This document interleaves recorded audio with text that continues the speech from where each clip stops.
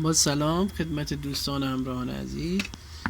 امروز میخوام یه دونه برد پکیج بوتان رو براتون تعمیر کنم، چون دوستان خیلی توی پیاما تاکید کرده بودن که بیشتر از پکیج ها آموزش بذاریم. ببینید مشکل این برد اینی که روشن نمیشه. اگر اینجا الان دقت کنید مشخصه که فیوز سوخته. خیلی ها سوختن فیوز یه چیز ساده ای میدونن، ولی فیوزی که به این شکل منفجر شده نشان از یک اتصالی خیلی قوی و بزرگ داره که معمولا همون آیسی تغذیه‌ای به این شکل میسوزه.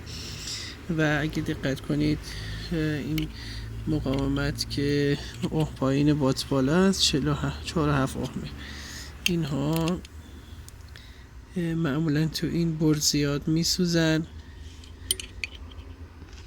وقتی فیوز میسوزه همیشه پل دیودی رو به خوبی چک بکنید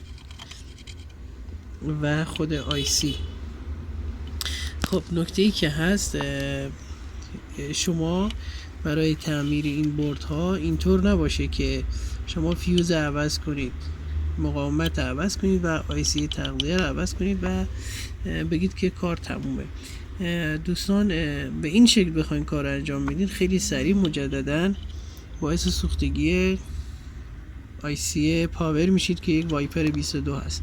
شما در تمام منابع تغذیه، سویچینگ، لباسشویی، پکیج و غیره همیشه اپتاکوبلری که وصل به آیسی پاور، خازن صافی بزرگ و در این پکیج ها خازن 2235 SMD که به آیسی پاور مرتبط هست، تمام این قطعات رو عوض کنید. کاری به چک کردن و چک نکردن نداشته باشید. بگید من چک کنم، نه این میکروفاراد داره، اتصال کوتاه نیست، نه اینجوری نه، حتما اینها رو عوض کنید. خب ما میریم این قطعات رو تعویض کنیم و بعدش تست بگیریم ببینم بردمون روشن میشه یا نه. خب دوستان عزیز، ما خازن 22 میکروفاراد 450 ولت، آیسی وایپر 22، خازن 2235 ولت، اپتاکوبلر 817، مقاومت 4.7 ما البته یه دونه 4.7 1.5 ما 2 وات گذاشتیم که مسئله نداره و فیوز 2 آمپر. کل قطعات بوده که عوض کردیم. خب بردمون رو به لام تست میزنیم. خب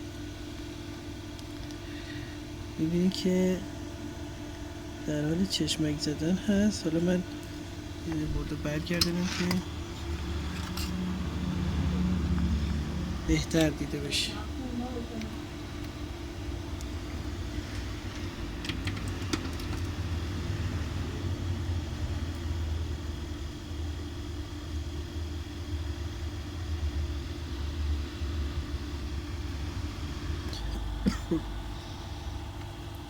خب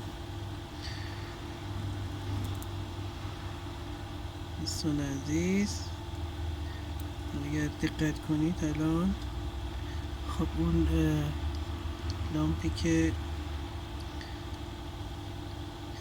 چون جای سوکتش بده من مجبورم با دست بگیرم یه مقدار برش قطع وصل بشه. خب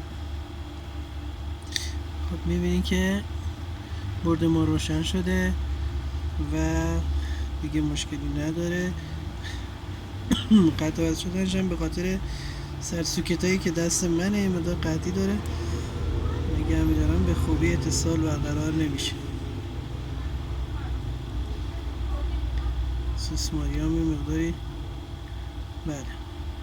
خب دوستان مشکل تغذیه برد رفع شده و میتونید که به مشتری تحویل بدید. موفق و پیروز باشید.